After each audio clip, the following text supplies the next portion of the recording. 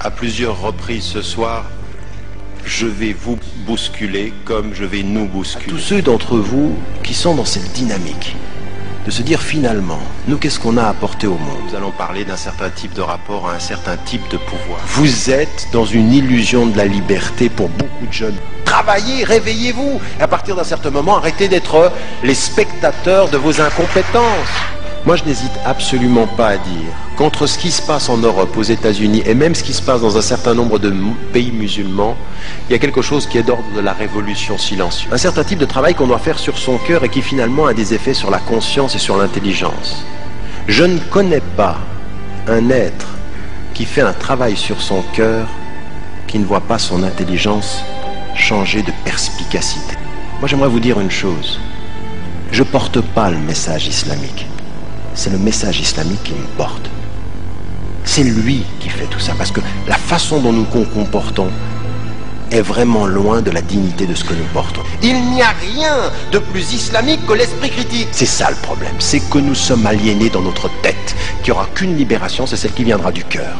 Moi je vous dis une chose, celui d'entre nous ici et dans cette salle qui est venu ici ce soir entendre un discours purement intellectuel, je vais vous dire une chose, toute l'intelligence du monde que vous pourrez avoir ne vous permettra pas de vous désaliéner si vous ne libérez pas de la confiance dans votre cœur. Il ne s'agit pas, avec un sujet comme celui-ci, absolument pas, et nous n'avons plus le droit de jouer aux victimes. Questionnez vos cœurs. Istafti qalbak.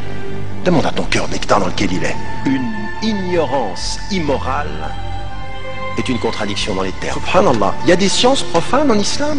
Vous pouvez dire qu'il y a une science profane, vous pouvez dire la médecine c'est une science profane, mais toute science porte en elle une dimension de votre foi. Quand vous répondez à 3 questions. 1. Quelle est mon intention? 2. Quelles sont les limites? 3. Quelles sont les finalités? Une certaine teneur à un regard sur le monde, c'est un certain pouvoir sur le regard. Donc c'est un instrument de pouvoir intellectuel. C'est un effort permanent. Un effort. Jihad al-nafs, jihad al-aql, jihad al-hurriya, c'est ça qu'on est, c'est pourquoi on dit. Et le jihad et l'ilm aussi, c'est vraiment l'effort du savoir. C'est-à-dire que la demande de la science est une obligation pour le musulman et la musulmane, c'est parce que la science est le fondement de l'éthique. Moi j'ai eu des parents, on a vécu en exil. J'ai vu, je vous le dis, rahimahumullah, j'ai vu de ma famille des gens qui pleuraient dans l'exil, qui étaient loin de leur pays. Vous êtes ici chez vous, vous avez vos racines là, bah, travaillez. Il y a en connaissance là un certain nombre de choses dont on ne doit pas s'étonner qu'elles soient ce qu'elles sont. Je suis désolé, nous sommes aujourd'hui en train de produire des petits bourgeois musulmans qui se regardent et qui se disent un jour, Inch'Allah.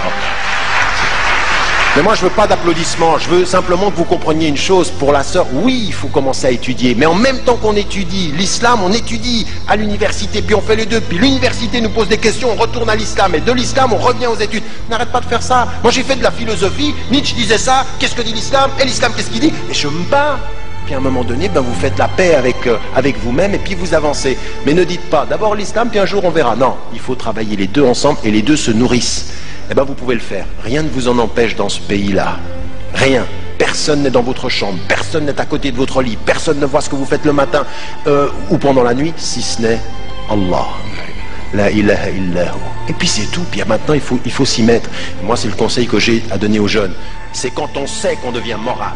Ibn Hanbal, il cherchait un homme d'une certaine compétence, il voulait quelqu'un de compétent. On lui a dit, cet homme-là il est fasiq, c'est-à-dire il est pervers.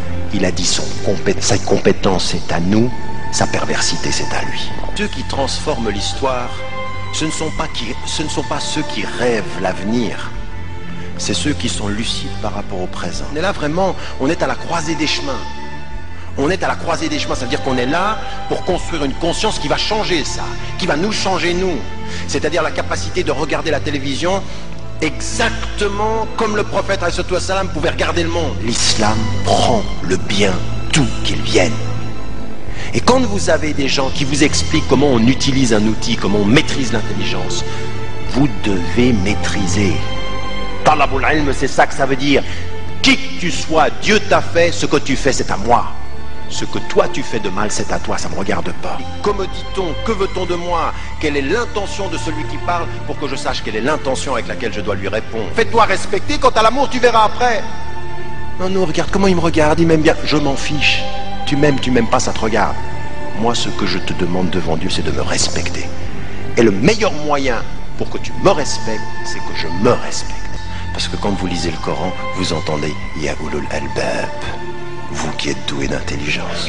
Il faut lire, vous avez plein de livres, sortez ici, il y a plein de livres écrits par plein de gens, vous êtes francophone, il y a énormément de livres, un temps il n'y en avait pas. Vous êtes sommé, au nom de ce que vous êtes, croyant musulman ou simplement être de conscience, vous êtes ce que vous voulez être, mais vous êtes sommé d'apporter au monde quelque chose qui le change. Souvent on dit aux musulmans, Dieu ne demande pas à quelqu'un plus que ce qu'il peut porter, mais j'aimerais vous dire une chose, c'est le contraire qu'il faut comprendre. Si tu peux porter ce que tu peux porter et que tu ne le portes pas, attends-toi au pire. À partir d'un certain moment, vous ne pouvez pas faire face à autant de pression, d'images, de symboles, d'aliénation intellectuelle si vous n'avez pas un processus de libération du cœur. À un moment donné, il faut rentrer à l'intérieur. À un moment donné, il faut éteindre la télévision. À un moment donné, il faut laisser tout ça. Il faut rentrer à l'intérieur puis faire un travail sur soi pour développer une lucidité, essayer de comprendre comment ça se passe. Einstein peut dire Dieu n'est pas, mais l'intelligence d'Einstein pour vous, c'est Dieu qui l'a faite. Lui il dit Dieu n'est pas, et vous vous dites mais Dieu t'a fait. Tu le sais pas, mais nous on le sait. Nous ne sommes pas des spectateurs du monde. Qui que tu sois, homme ou femme, si tu n'es pas sur cette terre pour te changer et la changer, tu es inutile, et pour tes frères et tes sœurs, et pour l'humanité, et devant Dieu. C'est marqué, Dieu est mort, signé Nietzsche. L'autre il vient après, il dit, Nietzsche est mort, signé Dieu. On n'est pas avec Dieu dans l'ignorance, on est avec Dieu dans la perspicacité. Si vous ne deviez pas utiliser tout ce qui a été produit par des non-musulmans, on serait où là maintenant? Enlevez les lumières, n'utilisez plus le computer? Vous avez des computers islamiques et des computers koffars ou c'est quoi ça? Qui que vous soyez d'ailleurs, quel que soit votre degré de spiritualité, et plus la spiritualité augmente, plus cette responsabilité est lourde. C'est ça qui est étonnant. Plus on est léger avec les hommes, plus alors à ce moment-là, il nous fait comprendre que les choses sont lourdes sur nos épaules. Si vous discutez avec quelqu'un et qu'il a une bonne idée, cette idée elle est à vous. C'est effectivement la difficulté que vous avez avec les musulmans d'avoir un esprit critique. Ce qui est bon est à nous. C'est le patrimoine de l'universel créé. Aussi maintenant à donner une certaine image du modèle du bien-être. Être bien en apparence et être mal dans le fond, c'est jamais ce qu'Allah subhanahu wa ta'ala demande. Allah il demande d'être bien dans le fond, quant à l'apparence on verra, ça vient tout seul.